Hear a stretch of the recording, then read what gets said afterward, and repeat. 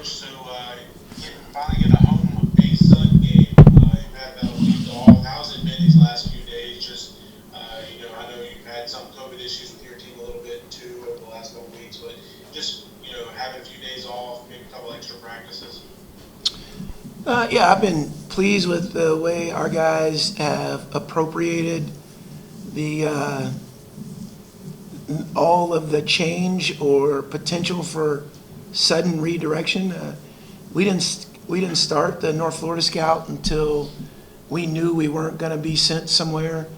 I think that was Friday when we got the word that Bellarmine was clean or green, and there was no chance to play a different opponent. So we started the Osprey Scout on Saturday. We took Sunday off, practiced Monday, and hopefully we're well prepared for Tuesday. Ritchie, you said this after the Stetson game that Kyle Rode is probably the most underappreciated player in college basketball and what he's able to do. What have you seen as he's gotten more comfortable with this roster and finding his role on this team, that he's now becoming one of the better players on this team without having to shoot the ball on a frequent basis? Good question, Dame. I would tell you this. He's present. He's the most invested that I've seen or been around in coaching. And I think he's adjusted to being married. I think there's a transition there that we kind of take for granted because none of us had to play during our athletic careers, either collegiately or professionally. Maybe some of you did professionally when you were married, but I didn't. And I think there's a balance there that you have to adhere to. So he's playing fabulous. He's playing at a elite level, all conference level, and I can't speak enough to the value he has for our team, because most guys get their identity in the numbers, how many they score. And we've done it. We've seen parents do it. Well, hey, how'd you do, son? Well, we won. Well, how'd you do? Well, I scored 14. Oh, good. That's never the conversation with Kyle Rode. So I think because we sometimes, not to indict anyone, the media sometimes undervalues the little things. I don't think he gets the credit he deserves. Emily? Coach, without playing on Saturday, did you do anything more in practice, or do like a harder scrimmage, or just kind of use it as some rest time? You'd have to ask the players that. I think we probably kept it close to our normal practice time. We try and keep our guys fresh. But we did watch a lot of college basketball, at least I did, because we had a Saturday off, had some really good games that I got to enjoy. But I don't think we did much different. Hen might have got an extra lift in, but that's about it. And my second question is about how some of the games shook out in the A-Sun this weekend, a couple buzzer beaters. What are your early thoughts on conference play? And, there's some teams going in we thought were going to, be some of the best in the conference, and they started 0-2. Yeah, I don't pay any attention to the records. I just worry about the next opponent. I watched the Purdue-Penn State game. Purdue's number 3 in the country. They're 12-2, but 1-2 in the conference. That's Purdue. That's the third-ranked team in the country, and they already had 2 conference losses. And Penn State went up with 2 minutes to go. Throw all that out the window. It is, if I can use Coach Freeze, it's rat poison to think the non-conference records will carry over to the conference season. It doesn't. Everyone thinks they belong when they play in the same conference. So you really have to take each game at hand. I have a ton of respect for Matt Driscoll. I think they have a really sound system. He recruits very well to that system, and they will be a tough out against anyone, not just us. There's a reason why they're always a contender in the A-Sun. They get it. So all the money he's got to raise for the athletic department, and chooses to raise, I pay no attention whatsoever to that. They have a good team, really good team. Ed?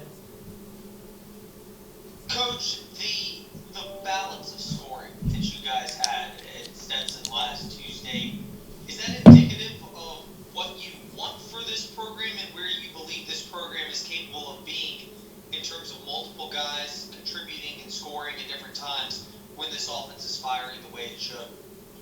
Ed, I think we have good players. I think the beauty of our group is they don't care who scores. So in a given year, Darius McGee can score 41, but then take one shot in the first half of a game. Like, he doesn't care how many points he gets, he wants to win. I think Keegan McDowell, Blake Preston, Joseph Van Sant, Brody Peebles, Shiloh Robinson, we have a host of guys, Kyle Rode, that could lead us in scoring. And I just think we're at our best when we take advantage of what the defense gives us. And of course, yeah, that would be my hope as a coach, that we would have that kind of selflessness and that kind of pursuit of being, efficient on the offensive end. John? Hey, Coach, we didn't get a chance to talk prior to the Stetson game, but I just wanted to ask you about your freshmen and COVID freshmen.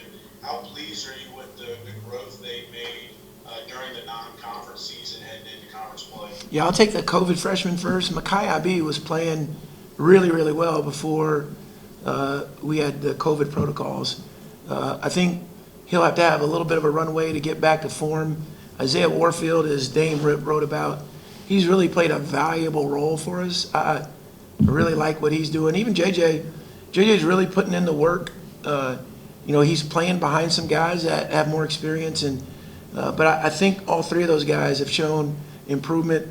We're excited for Drake, appreciate what he's done for us, but I think he picked a good place, and hope his transition there is a smooth one. Then the freshman, DJ Moore, keeps getting better. I'm trying to find minutes for him. It's hard to go 10 deep sometimes. And obviously Brody and Joseph, I think, have had seasons that are I don't want to put the cart before the horse because we only played one ASUN game, but they've had seasons that are worthy of all freshman consideration. Dane?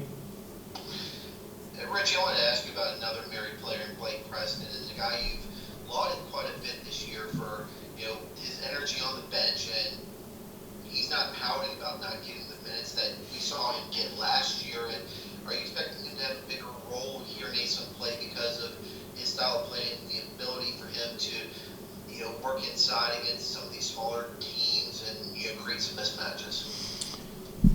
Dame, I would tell you this. I trust Blake Preston. So I am unafraid to play him 30 minutes in a given game. I'm just trying to put the guys on the floor that I think give us the best chance to win. To Blake's credit, I don't think many could have handled a decrease in minutes the way he has.